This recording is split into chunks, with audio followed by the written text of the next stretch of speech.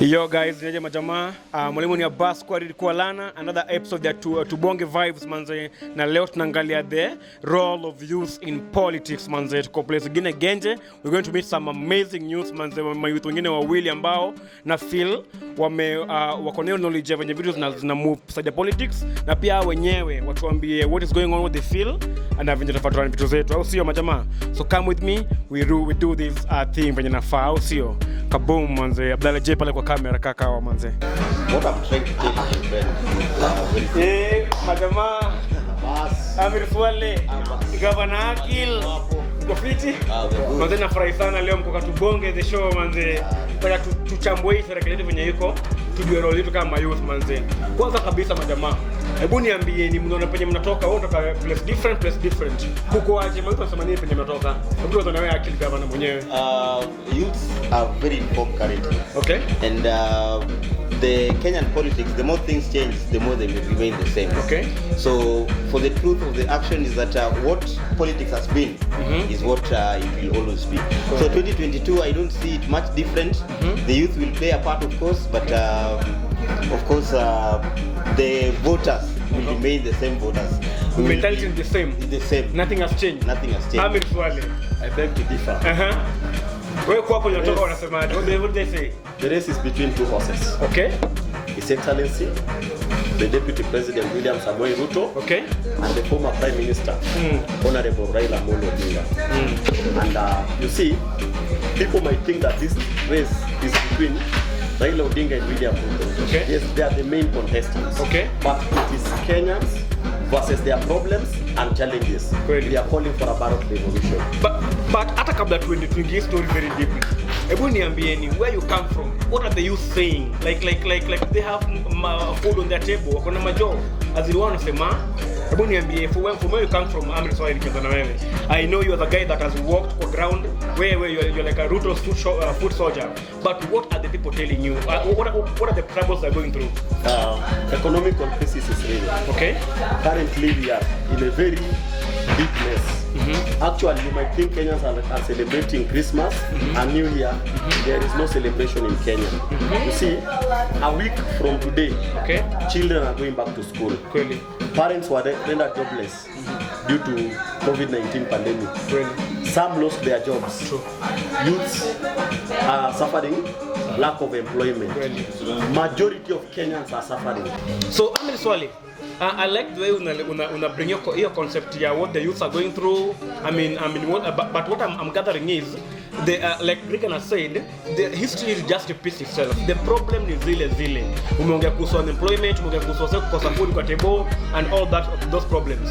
What makes you believe that now that Honorable Ruto is going to come in, he's going to solve all these problems the way they are supposed to be solved? Yet he's had a chance to do all these things, and we've seen almost little to show to it. Sir. My brother Abbas, yes, sir. When you want to deal with a problem, okay, you don't cure or you don't treat the signs and symptoms. That's true. You treat the disease by eliminating the causative agent. True. First, my brother, people cannot afford food. True. Why? Because they are jobless. That is true. People cannot afford to pay medical bills. Why? There is no money. Are you aware kuna watu mwili zinafungiwa kwa hospitali? That is true. Si mtu mzima, maiti ndio ameshindwa kulipa bili. Kuna mtu amepona lakini haizi achiliwa na hospitali aende mashambani kwao ama nyumbani kwao. Kwa sababu gani? Haizi afford kulipa ile bili. Na tuko na serikali na tunasherehekea miaka 58 tangu serikali ya Kenya ipate nini? Ipate jamhuri yake. Yes. Chanzo ya shida yote ni nini? Uongozi mbaya. That's what we mean. Okay. And we are here to change the narrative by correcting the leadership of this country. But let me ask you, Mr. Amir Swaleh. Okay, I want to come in. My friend Swaleh is saying that what we've been having perennially is poor leadership. Sure. And he is right. But I'm saying the same thing that has been happening is what will happen. Because currently we are in a two-horse race. That is something that everybody knows. That is either you pick Raila, the voter outside there is either picks Raila or Ruto. And then if those people will not pick Raila or Ruto, they'll go for Mudavadi and Akina Kalonzo. Those are the same people who have been in Kenyan politics since I was born, for the past 30 years. So we are only trying to change the market, but the forest still remains the same. We are not making any leaps. So in Akol's words, in whose hands are we safe according to you? That is what Kenyans we must now choose. In whose hands are we safe? If we can ask ourselves that question, because we have the options. The options are there. We cannot run away from our options. And then we can also not expect some kind of a savior. The people who we've been having, who is best now to lead us, who is more promising, who can deliver to us what he has been promising, and ensure that all these problems that we are having, and unemployment, poverty, of course, given the three options, any prudent man should go for Raila. Because he's the one who is offering. What can he do different? What can he do different that he never did while he was the Prime Minister of Kenya? But Ruto has been what can he do different? He's been that he for cannot? 10 years, almost 10 years. I think that the question that this guy a failing man doesn't blame his wife for his failures. You see? So you're saying? Let me tell you something, Abbas.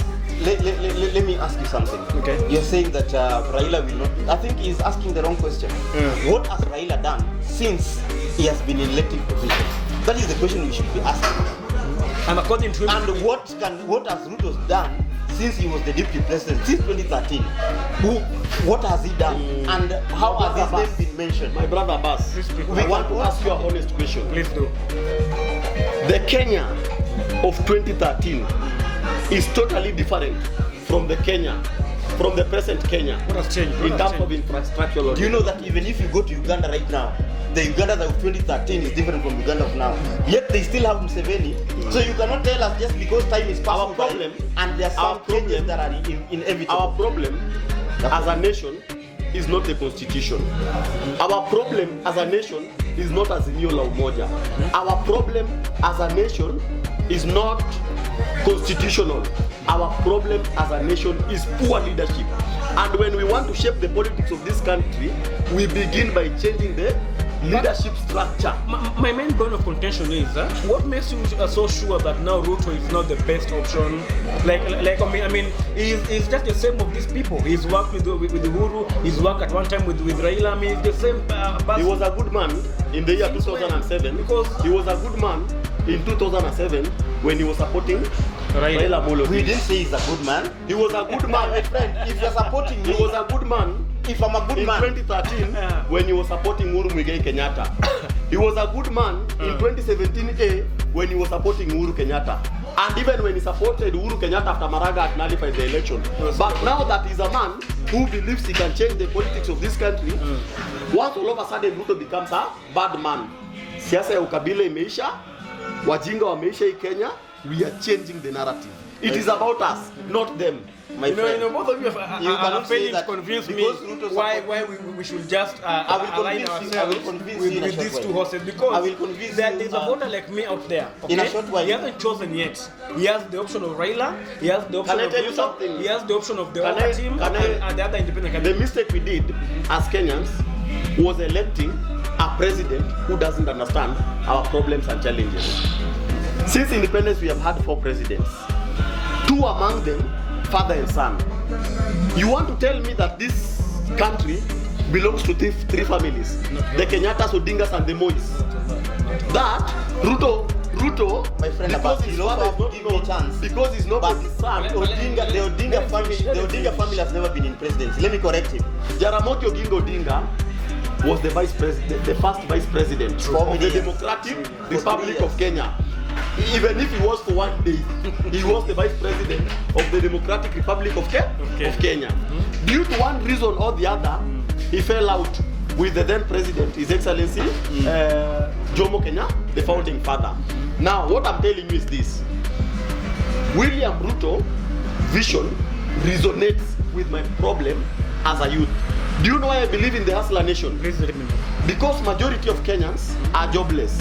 William Ruto is promising to create jobs for the employment. Like he did even in the Jubilee government. Because we cannot crucify William Ruto for Jubilee's administration failure. We cannot. Because we cannot. Jubilee was hijacked. Jubilee government was hijacked. What do you mean? Jubilee government was hijacked by outsiders even before they were done with their agenda and manifesto. I don't understand. And please come in there. Israel. Why would someone who is seeking peace, the process of seeking peace, be called hijacking? The best definition of the hustler movement, the United Democratic Association of what? The UDA. Their best description, and Ruto is a person called demagogue. Demagogue is a person who appeals to your emotion, and then because you are happy, he takes advantage of you. He mentions your problem, tells you about how those problems are so bad, and then he does not give you a good solution. He'll tell you maybe as a mama boga will increase the fund so that you become the best mama boga. That is not the economy that we have. We are in the 21st century. We are looking for leaders who can create sustainable job for the youths. So, but Mr. Reagan, yes. Raila has been the prime minister in this country for how many years? 5 years, eh? 5 years, 5 solid years. Okay, 5 solid years. In 2008 to 2030. 5 years, we agree. Then the same Raila has been in this Jubilee government, as it has always been seen, since 2018. I mean, he is tried to help Uhuru run the government, so he knows everything in the government. So, according he to him, doesn't know everything in the government. Raila Odinga is part and parcel of Jubilee government. Right now, Kenyans are on their own. Okay. We don't have an opposition leader. Let him first answer this question. What makes you think that he's been there, he hasn't tackled this question, these issues? Now that when he's given the presidency, he'll do it. All along, Raila has been the opposition leader of this country. That one is something that is known. Even after PM, I'm coming there. Raila has been opposition leader since we know him as Raila. Since 1980s when he was going to the prison, when he was being in the Nyayo torture chambers, when he was being exiled. Raila only came in the government in 2003 as Minister of Public Works. Under the government of Kibaki, Raila, as a Minister of Public Works, you know that he's the one who came with these road authorities. And he's the one who he was among the ministers who came up with Vision 2030. That is a very fundamental thing. You know, we are not just looking for you cannot expect. Allow me to finish. It's a journey.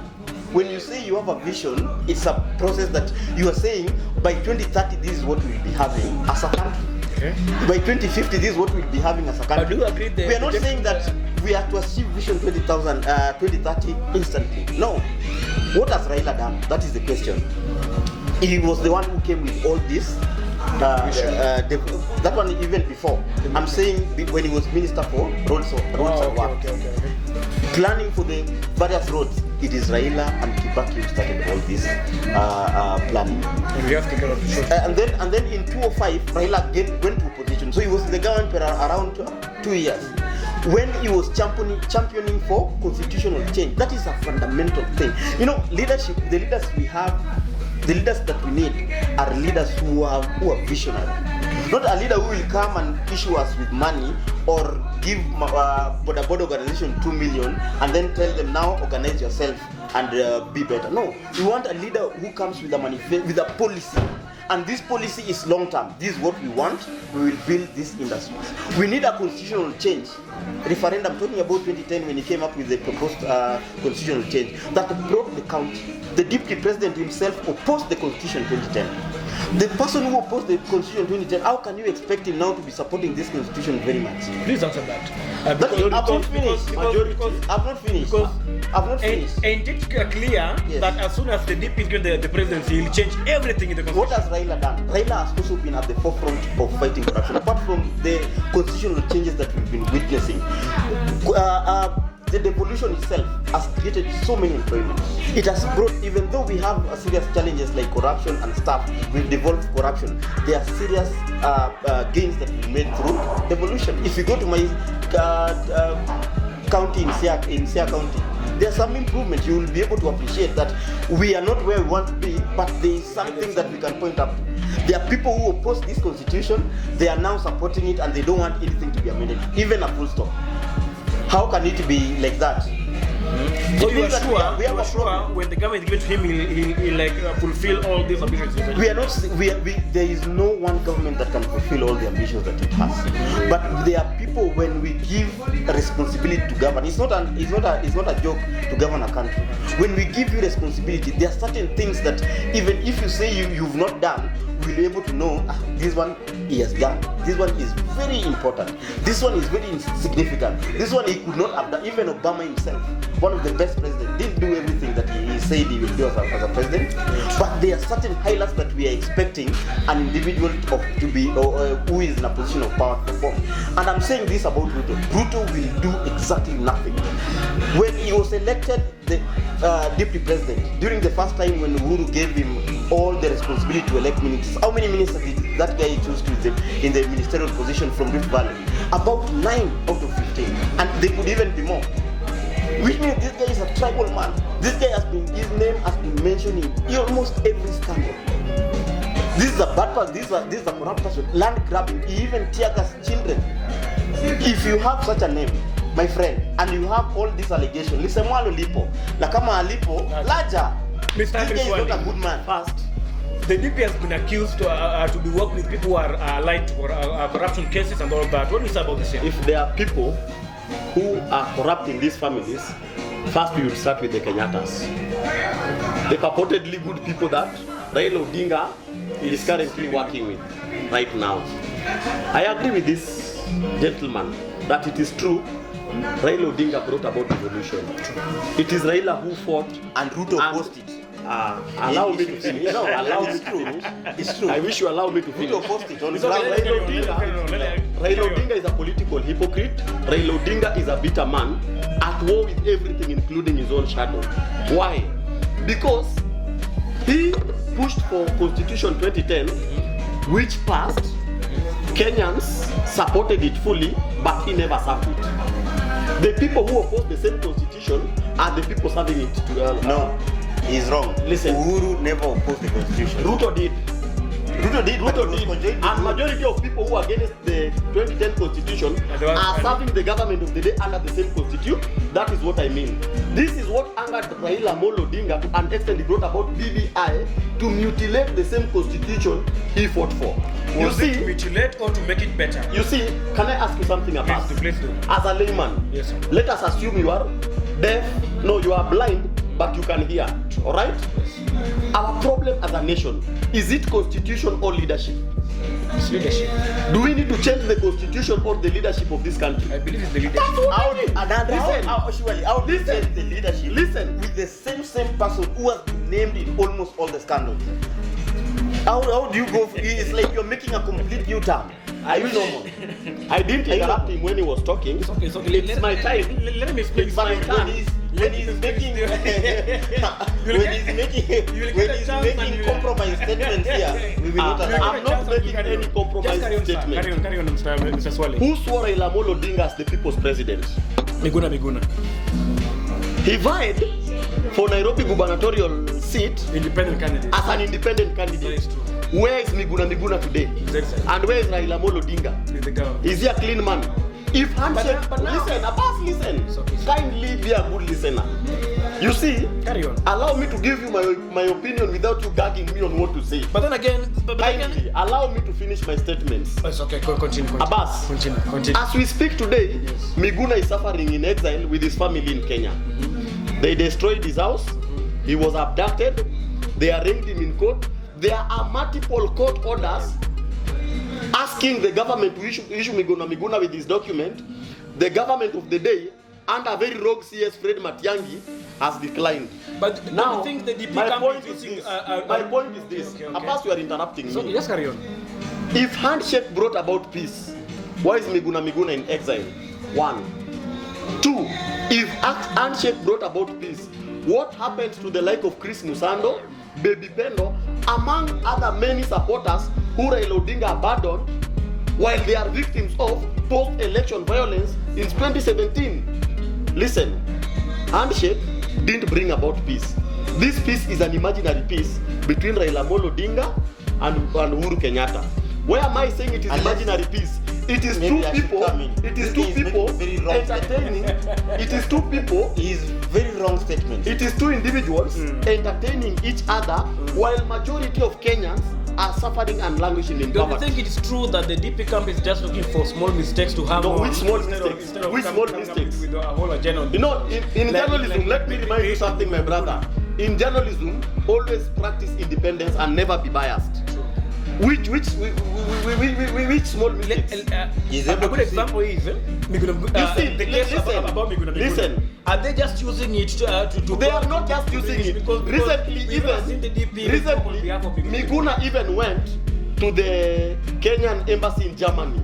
The officials there refused to attend to him. But we saw Raila Regardless, that he came to the airport and tried to save despite Miguna. a standing court order ordering them to issue Miguna with We, I relevant think documents. we are getting away from. We are not getting away. No, We are not getting away. We are not Listen, my discussing brother Miguna Abbas. here. Listen, my brother We are Abbas. discussing who is suitable. Listen, my brother But Abbas. you know now, Listen, my brother Abbas. Did Kenya bring about peace between two individuals or peace in the whole country? If you are not here in 2017, then you can answer that. If you've forgotten what happened in 2007, Mr. Bass, You see- then we can answer that. But if you are here in 2017 and how the political class was seated, where there was tension everywhere, You see, Why my brother then? here, Why then? my brother here is obsessed with addressing the political class. Ruto is not a political class. You see, Ruto is a I'm football talking player. about the people. Is Listen, Ruto a football player? Abbas, let me tell you, Raila Amolo Odinga said we were all going to Canaan.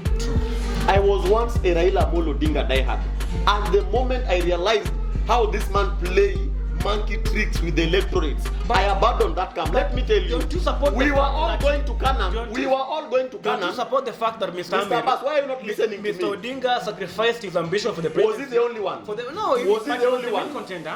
Listen, I'm telling you, Raila Odinga is a political conman, and you're not believing me. Do you know he sabotaged Punguza Mizigo? Then brought us BBI, which was not even resonating with our problems. Raila Odinga ensured that Punguza Mizigo, which articulated major and minor issues affecting Wakenya, never saw the light of the day because of Raila Odinga. Then, with Uhuru Kenyatta, they sit down, draft a BBI, a document that is addressing who will get what, where, why, and when, ignoring the problem facing Kenyans to make Raila Odinga and Uhuru Kenyatta happy. This Kenya, this country, does not belong to two families. Do you believe that President, the DP my brother Abbas, my brother Reagan, presidency is not a birthright. Even you, when you attain all the qualifications, you should vie for presidency in a free and fair ground where you don't feel humiliated or intimidated on the basis of where you come from.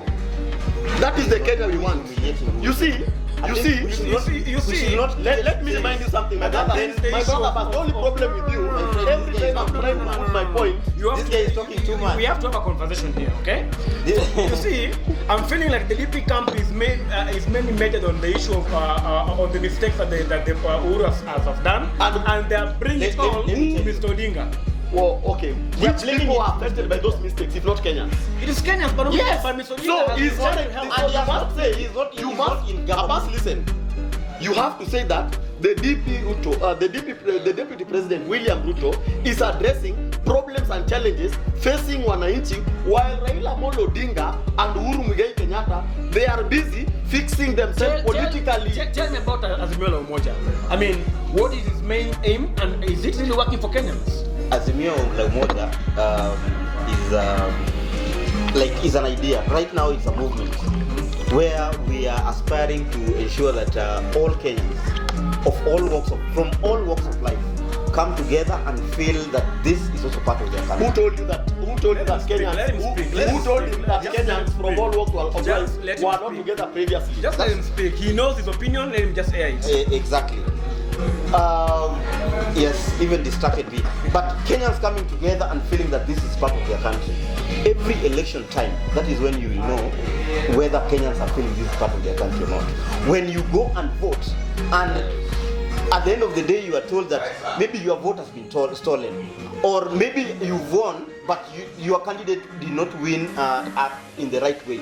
It means that our democracy is not being exercised according to the constitution, and that is where the problem is. That is where Raila came up with Azimio la Umoja, so that we can be together as a nation. That even if we are going to election in 2022, let it not be like a tug of war where we are pushing each other. And let me tell you, the UDA brigade are at the forefront. Ruto is at the forefront of ensuring that as a country, either we have the winner and the loser is condemned completely. That is what they are. That is what they are doing. That's why they are even going around all over. And the president and Mr. Prime Minister, they have come together so that it does not become that a personal affair. Enough said. Let me tell you this. They are working everywhere, and they are saying that they are promoting a policy called bottom-up economy. Kenyans do not need bottom-up economy. It is bottom-up economical approach. Economic model. Because it doesn't matter. Because the trickle-down approach never worked. Let me tell you, whereby a few billionaires, all these policies, Kenyans do not need them. Kenyans need a leader. Who told you? Integrity. Who told you Kenyans don't need them? Kenyans don't, because I'm a Kenyan. I'm entitled to my opinion. Kenyans do not need this. That is a way of you are hyping people up. You are telling them that you guys are poor, and you are poor because of them. You are poor because the system has not been working.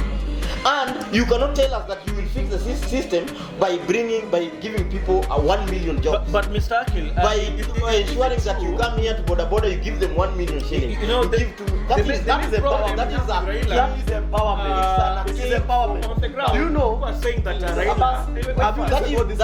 that is a very archaic way of empowering You are people. a border. You don't empower people, but the gentleman here just listen, is trying to correct the issue of bottom-up economy, right? Yes. The model. Yes. According to you, what's your opinion? Abbas, let me tell you something.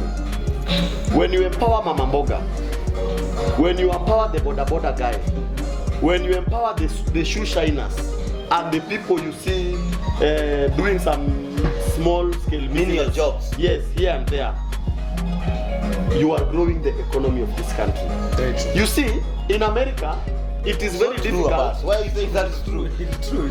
Abbas, it is very difficult for you to hold a rally in America during the day. Majority of the youths are busy at their workplaces. They are not available to attend your campaign. And they are decent jobs. Kindly. And that is what Raila is for. Raila is not here. He's interrupting. Every Mama Mboga Abbas, deserves a better home. Abbas, to take his child why to a is it better that school. every time Not to be given more money so that you can buy more burgers, but empowering that woman to acquire more knowledge is a very important. I'm entitled to my opinion, and it should allow me to finish. Don't say just carry on. My brother, Just carry on. 21st century problems will be solved by 21st century solutions. Can I respond? You cannot bring 16th century solutions to 21st century and expect that it works then. Mama Mboga business. Abbas. How here this come? Abbas. Carry on. Mama Mboga business is not a 16th century problem. Empowering Mama Mboga is not a 16th century But the means of solution. empowerment. Listen, you are a border rider. You depend on the money you get as a result of transporting people and goods from one place to another. If I give you 1,000 Kenya shillings as fuel, have I empowered you? I have empowered you in the sense that you will make 100% profit from your weekly income. Is that right? Now, what I mean is this. Kindly, Abbas, listen to me. What this guy is saying is okay. Allow me to finish. We are getting working for the youth. Allow me to finish. It must not work. That is what the it must chance. work. Allow me to finish. Abbas. No, where have you been, my friend? You see, My friend, you are skewed. You ask this guy's side. No, Let me tell you. If you want to, do you know that there are borders who have degrees? They are there. Why do they have degrees? Do you think this border will need to be given 1,000 so that he can make a profit by the end of the week? You guys, so as we conclude, you're putting shots. In whose hands are we safe? Let me begin with you, Mr. Governor. What I can say as a youth is that there is no one particular individual who will satisfy all our needs. There is nobody, even if Jesus was to come right now, we will not be able to satisfy all the needs that we have. But what we must look at in leadership is a person who can be true to his word. Somebody who is ready, who has suffered for this country, who knows that who can give everything to ensure that his leadership is appreciated by Kenyan, is felt by the common wananchi. And that's why I say Raila is a good person for us to consider as young men into the position of power. Because in his 10-point agenda, he is talking about employment, he's talking about women, he's talking about poverty, he's talking about education, he's talking about fighting corruption. That is something that we've not seen from the other side. The other side, in fact, they don't attack anything on corruption, because all the other sides, most of them are accused of corruption, and they have been involved in mega scandal. That is one. Two, Kenyans do not need an economic model right now. What we need is a leader of integrity. Somebody who is true to his word. Somebody who will not come and say, we will give you 1 million jobs within 1 month. Who will come and say you are poor because of them. That is somebody who is using our emotions and want us to be grudgy. So I would say we need a calm, sober leader who knows where the country is going to, who has been tried and tested, who is a higher commission for representative for infrastructure in the whole of Africa. This is somebody whose name has been tested. He is somebody who has sacrificed a lot for this country. I think he should be given a chance. Thank you for your statement. You see, my brother, look at the camera. My brother Bas, I suspect that the owner of the hardware that sold materials that were used to crucify Jesus was Raila Odinga's father. And I think the owner of that hardware's name was Lentulus. And therefore, this man Lentulus, No, would he accuse the father of independence? But it's okay. This man Lentulus, That's not a funny joke, but this is a person who fought for independence. is getting emotional for no reason. No, I'm just telling you. In William Ruto's hands, Kenyans are safe. In William Ruto's hands, Mama Bogas are safe. In William Ruto's hands, Boda Boda are safe.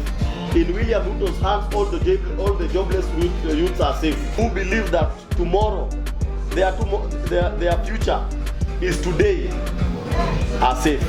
You see, they've always been telling us that tomorrow the future belongs to the youth of today.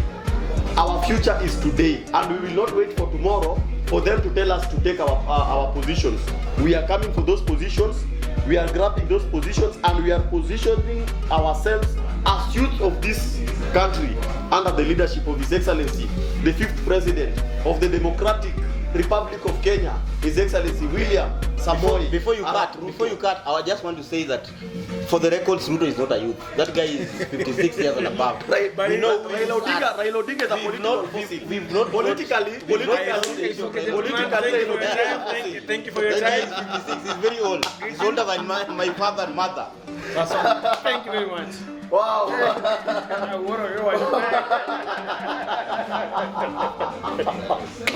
Wow.